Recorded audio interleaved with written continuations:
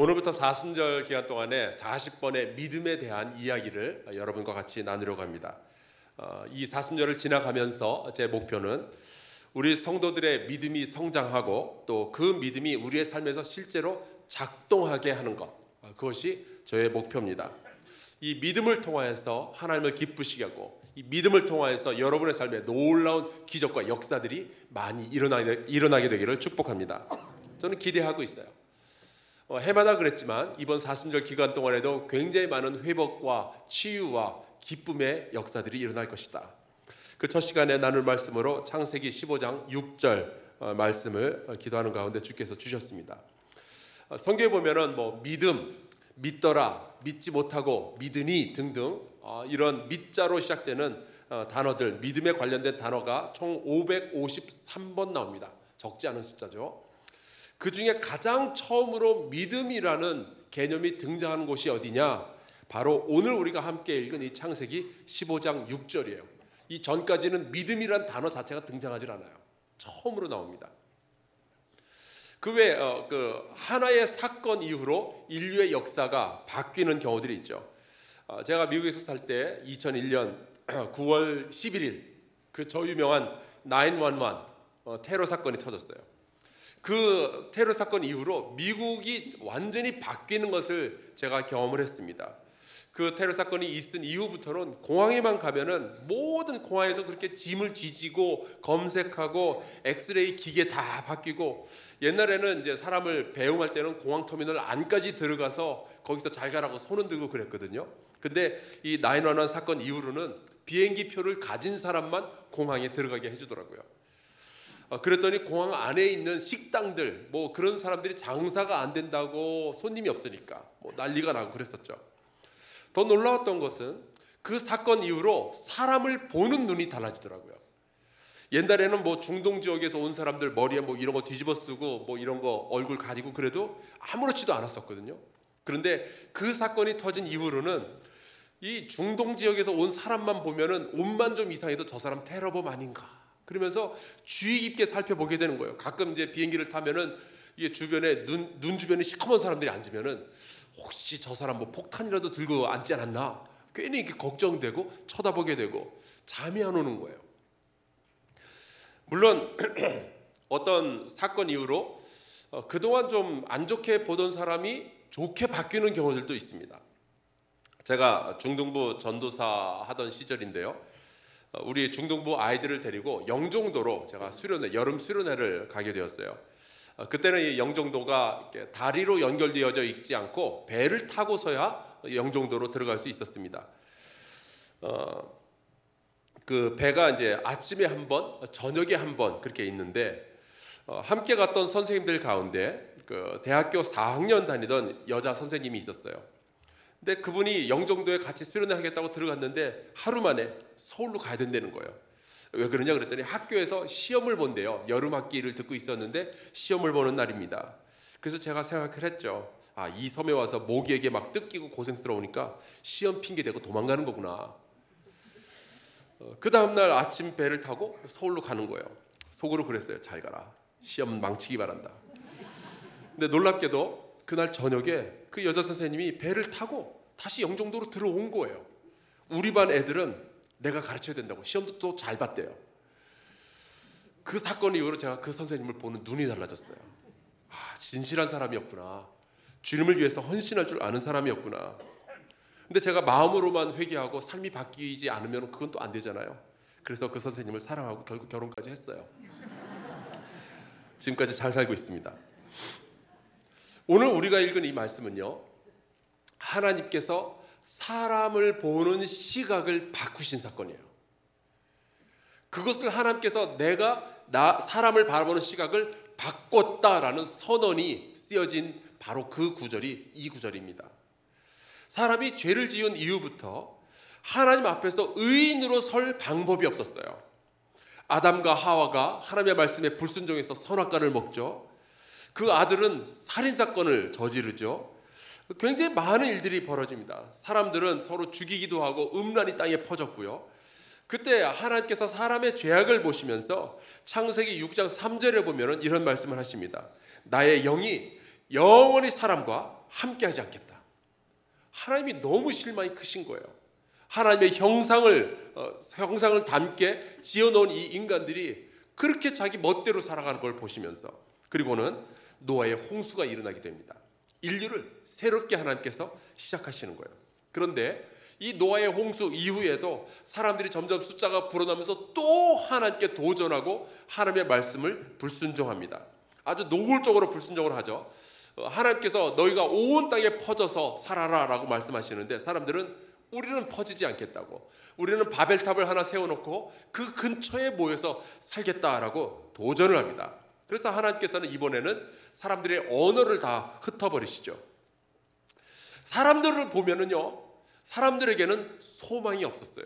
하는 모든 짓들이 다 악할 뿐이었습니다. 여러분, 우리가 먼 데서 저 사람들이 약하구나 그럴 게 아니라 내 자신을 지금 볼 줄 알아야 돼요.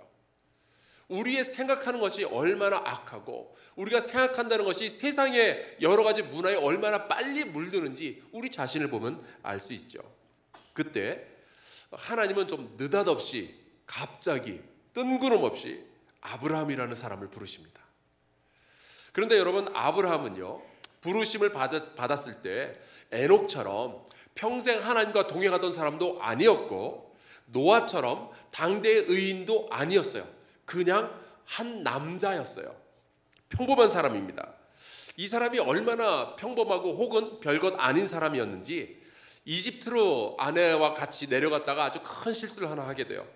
아내가 굉장히 미인이었는데 누군가 자기 아내를 데려가기 위해서 혹시나 나를 죽이면 어떡하지? 걱정을 한 나머지 주변 사람들한테 내가 아내가 아니라 내 누이라고 이렇게 속이죠. 저는 그 아브라함의 이야기를 읽을 때마다 참 한심하다. 어떻게 남자가 이러냐. 내 눈에 흙이 들어가기 전에는 내 아내 데려갈 수 없다. 그렇게 말을 해야지. 데려가시라고. 제발 나는 살려달라고. 이게 뭐예요?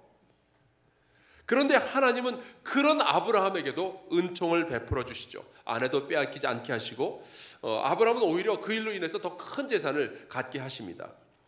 여러분, 제가 이 말씀을 읽으면서 뭘 깨닫는지 아세요? 은혜가 이런 거구나. 나는 자격도 없고 별 볼 일도 없는데 하나님께서 나를 돌보시는 거, 그게 은혜구나. 그래서 하나님의 은혜가 별명이 있어요. 감당할 수 없는 은혜. 그 은혜를 경험한 이후에 아브라함이 달라집니다. 조카였던 롯과 땅을 나눌 때는요, 롯이 그 좋은 땅을 가져라, 네가 가져라. 왜냐? 하나님의 은혜를 경험했으니까요. 조카 롯이 위협에 빠졌을 때는 그를 구해주는 용기도 발휘합니다. 왜냐? 하나님께서 보호하시는 은혜를 경험했거든요. 저는 이 아브라함의 변화를 보면서 이런 것을 깨닫게 됩니다. 은혜가 임하면은 그때부터 믿음이 자라기 시작하는 거구나. 여러분이 스스로 생각하기에 내가 참 믿음이 부족하다라고 여기신다면, 혹은 내 아내가, 내 남편, 내 자식이 믿음이 부족하다라고 여기신다면 은혜를 구하시기를 주의 이름으로 축원합니다. 은혜가 임하면 믿음이 자라게 되어 있어요. 그런데 은혜를 받고 믿음이 자라도요, 인생의 문제가 모두 사라지지는 않죠. 오히려 그 문제가 여지껏 남아가지고 내 마음을 좀 괴롭힐 때들이 있어요. 아브라함이 그랬습니다. 분명히 하나님께서는 아브라함에게 내가 너에게 복을 주겠다, 그리고 너의 후손으로 하여금 큰 민족을 이루겠다 말씀을 하셨는데, 지금 아브라함이 거의 100살이 다 되어가는데, 또 그 아내 사라가 90살이 다 되어가는데 아직도 자녀가 없는 거예요. 신앙생활 오래 해도 인생에 대한 질문들이 그대로 남아있는 경우들이 있습니다. 근데 어느 날 하나님께서 환상 중에 이 아브라함에게 나타나신 거예요. 그리고서는 이런 말씀을 하십니다. 나는 내 방패요 너의 지극히 큰 상급이니라. 여러분, 하나님께서는 아브라함에게만 그러시는 것이 아니라 저와 여러분에게도 인생의 방패요 큰 상급이 되심을 믿습니다. 이 사순절 기간 동안에 우리가 그것을 좀 깨달아야 돼요. 하나님이 지켜주시는 거구나. 하나님이 나의 상급이고 하나님이 나를 행복하게 해주시는 분이구나. 그때 이 아브라함이 속에 담아두었던 인생 질문을 하나님께 던집니다. 나는 지금까지도 자식이 없는데 하나님께서 약속하신 것은 지켜져야 되겠고, 그렇다면 내 자식이 아니라 내 종 가운데서 하나가 이 유산을 다 물려받아야 되지 않겠습니까? 그때 하나님께서 아니다, 그렇지 않다 말씀을 하시면서 아브라함을 데리고 밤에 바깥으로 데리고 나가시는 거예요. 그리고 하늘의 별을 보여주십니다. 그렇게 말씀하시기를 내 자손이 하늘의 별과 같이 많아질 것이다. 너는 지금 초라하지만 나중에 창대하게 될 것이다. 너는 지금 부족하지만 나중에 충만하게 될 것이다. 너는 지금 걱정하지만 나중에는 하나님 앞에서 기뻐하며 감사하게 될 것이다. 여호와 하나님께서 말씀해 주시는 거죠.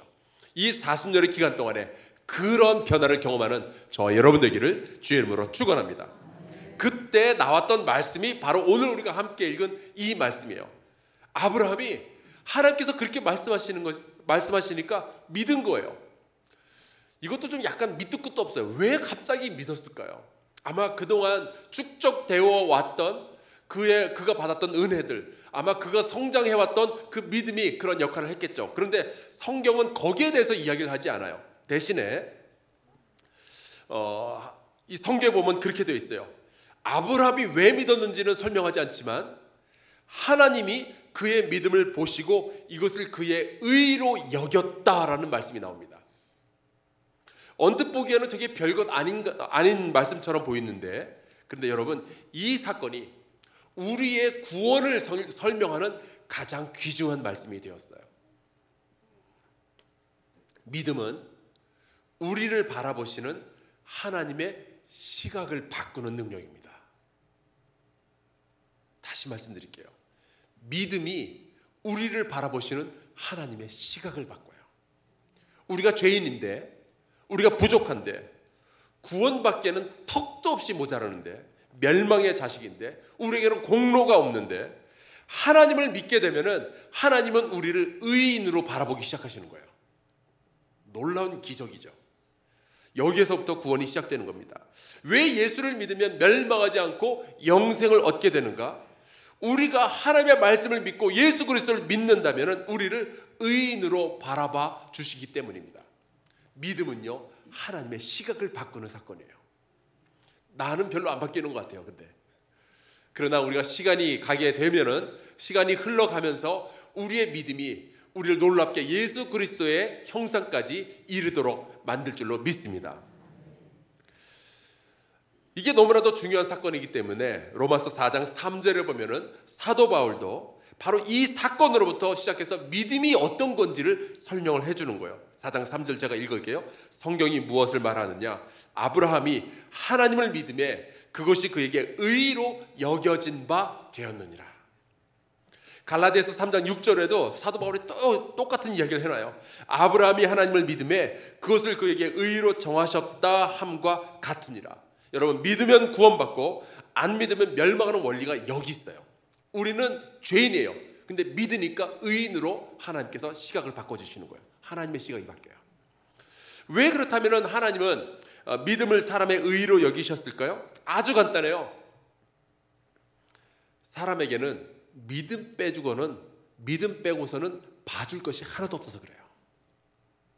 믿음 말고는 볼 게 없어요. 착하게 살았으니까 천국 간다? 아니에요. 믿음이 없이는 봐줄 게 없어요. 어려서부터 지금까지 살아오며 우리는 죄를 짓는 부족한 존재들일 뿐인 거죠.